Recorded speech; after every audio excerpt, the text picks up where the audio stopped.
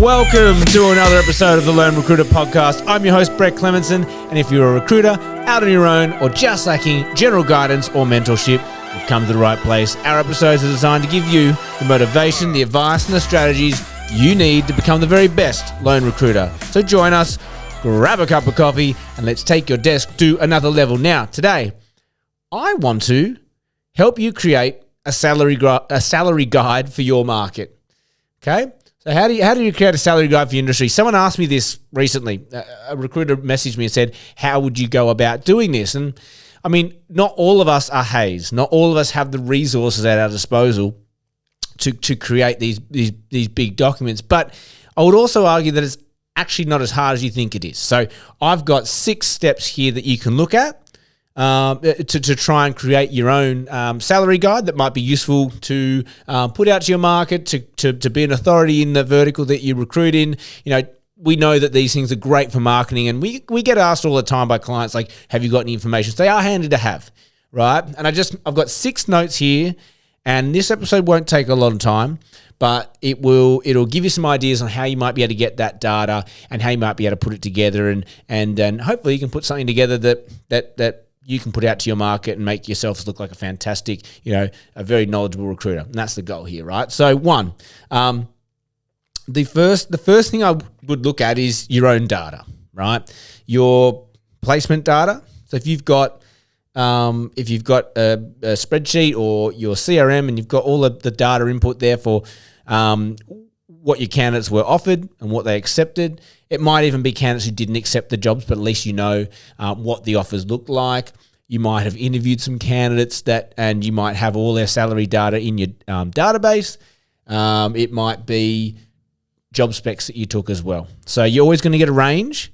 I mean, the beauty of the placement data is that they're very finite figures, and it's usually at the upper end of what your clients are willing to offer. But in terms of your data, there's a few places there that you could look at. And I would dare say you probably could stop there. And I think most people will have that information. If you just sat down and did a spreadsheet and, okay, last 6 months, what did I place? What have we placed? Just start there and fill it out and just see what you see. You might go, okay, I got a senior in Sydney, a principal down in Melbourne, whatever your data is, it is. And you can fill in the blanks then with maybe some interviews you took from good candidates you didn't place, or people who took counter offers, or even job briefs. And before you know it, you've probably got a pretty decent salary guide for your industry. But let's just say you don't. Let's just say you go, that's not good enough. I haven't been in here long enough, or I'm too spread out and I can't actually get enough data. Or what else could we do? Right? You could do a formal collection of data. All right. And if you're not set up for that, that can be quite daunting and quite tricky. But, there are email surveys that you can send around to your clients using like your MailChimps or Klaviyo's or whatever those email providers are. And you could do a survey to your clients. So you might pick, I don't know, your key clients, just, hey, I need some help. I'd love to get some input on what your salary banding looks like. It'll be confidentialized. What I can give you at the end of this is the results, so you can kind of compare where you fit compared to the rest of your competitors. Now, that's quite a good exercise if you feel you can pull it off. It's a big task, but if you do pull that one off, it can be quite successful because you can not only engage with your clients and have a really like a different conversation other than just recruitment. It's real value added. It's like you can give that back to them and say, thank you. You're within the 50th percentile in terms of XYZ, and therefore you're right in the middle. Or you might be able to say to them, hey, look, you are right at the bottom here. This is going to really impact your recruiting efforts moving forward. You might want to have to review that, and that can be really meaningful for your client. But on the plus side, you might be able to say you're already top payers, so we don't need to do much there. But that's something you could do. That's the second one, doing a formal collection of data yourself for your clients.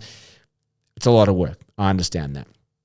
An easier version of that would be, and it would just depend on how active you are on LinkedIn, but you could use LinkedIn to create a survey. You might be able to put a poll, and you might be able to maybe spread it out over a couple of posts. But you could do a poll around what is the salary range for this type of skill or this level or within this city or whatever that might be. You'd have to come up with that criteria, but surveys on LinkedIn are quite good. A little bit a more diluted version of that would just be calling like a handful of clients, 5 clients, just ask them for a bit of information on their salary banding. You'd be surprised how willing they are to give you that. As long as you say to them it's confidential, you know, they don't want you taking that information and using it against them or putting it too overtly out there in the market, because you got to remember they're going to have staff that are within that bracket but maybe at the lower end, and that can be a difficult conversation for whatever reason they've deemed them at that lower end. But if that information does get out and it's branded with their brand, so just be mindful of that when you're asking for it, and just saying it's going to be confidentialized. But I think that's another way you could go about doing it, is just literally ask. And then look, we all know Hayes do a salary guide, and because they are in so many markets, you can white label it. I mean, it's public information that they put out there. You could take the data that's pertinent to your market, if it is in there, and you could white label that and create your own version of that, or even use it as a starting point. You know, here's some data on accounting, and this is what they say. You might go, that doesn't look right, or it's slightly different for the type of accounting I do, or whatever that might look like. But that's a good starting point, the Hayes salary guide. And look, the last way, I just hit the mic. The last way you might be able to create a salary guide for your industry is actually paying like a bet for a benchmark report. So I know IBISWorld, for example, or Aon, they do these. You can pay at least $1,000. So they're not cheap, but they're pretty decent, and they're pretty detailed reports.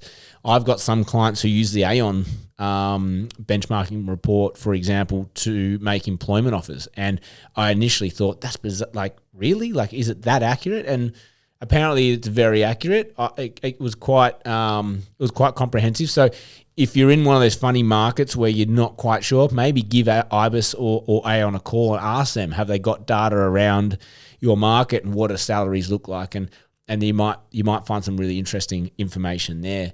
I saw someone else on a podcast actually buy the IBISWorld report for the recruitment sector, and they just went through some key stuff, and it was quite interesting. They went really deep. So, could be worthwhile. That's it. I mean, they're my 6. I'm sure there's other ways you could do it, but again, I'm of the assumption that you're short on time. You're not working for a massive company, and you want a quick fire way to create a salary survey for you and your clients.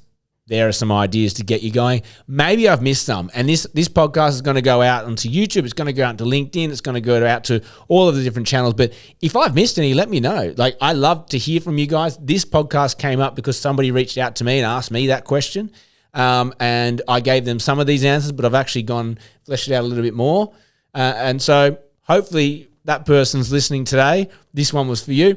That's